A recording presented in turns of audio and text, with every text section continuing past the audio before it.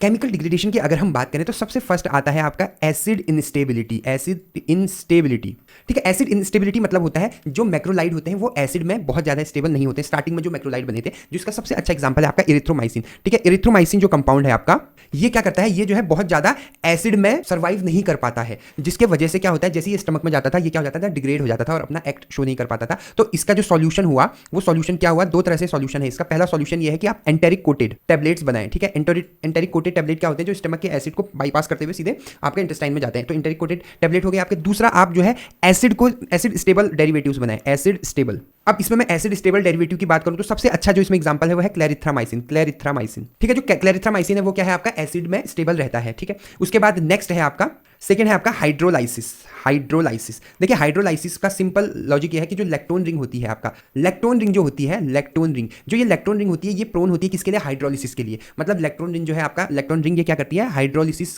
के लिए बहुत ज़्यादा प्रोन होती है। मतलब इसका हाइड्रोलिसिस हो जाता है, जिससे ये पूरा जो कंपाउंड है, ये जो मैक्रोलाइड है आपका एंटीबायोटिक, ये क्या हो जाता है, डिग्रेड हो जाता है, ठीक है। और नेक्स्ट है आपका ऑक्सीडेशन, थर्ड, ठीक है। ऑक्सीडेशन क्या होता है, जितने भी इसमें हाइड्रोक्सिल ग्रुप होते हैं, हाइड्रोक्सिल ग्रुप, वो क्या हो जाते हैं, सभी ऑक्सीडाइज हो जाते हैं, जिससे ये कंपाउंड इनएक्टिव हो जाता है। एक बार हम क्विक रिवीजन कर रहे हैं सिर्फ केमिकल डिग्रेडेशन का। तो सबसे पहला पॉइंट है आपका इंस्टेबिलिटी। इंस्टेबिलिटी में जो इरिथ्रोमाइसिन है आपका, वो क्या होता है, एसिडिक कंडीशन में सर्वाइव नहीं कर पाता है। इसके दो सॉल्यूशन है, पहला तो है कि आप एंटेरिक कोटेड टैबलेट बनाएं और दूसरा है आपका आप एसिड स्टेबल डेरिवेटिव बनाएं, जैसे क्लेरिथ्रोमाइसिन, ठीक है। सेकंड है आपका हाइड्रोलाइसिस। लैक्टोन रिंग जो है आपका, वो हाइड्रोलाइसिस के लिए प्रोन होती है। और ऑक्सीडेशन जो है आपका, लास्ट जो है ऑक्सीडेशन क्या है आपका, ठीक है। ये जितने भी हाइड्रोक्सिल ग्रुप होते हैं उन सब में जो ऑक्सीडेशन है आपका, वो क्या होता है, हो जाता है। जितने भी हाइड्रोक्सिल ग्रुप होते हैं उन सब में ऑक्सीडेशन हो जाता है, जिससे वो कंपाउंड क्या हो जाता है, इनएक्टिव हो जाते हैं।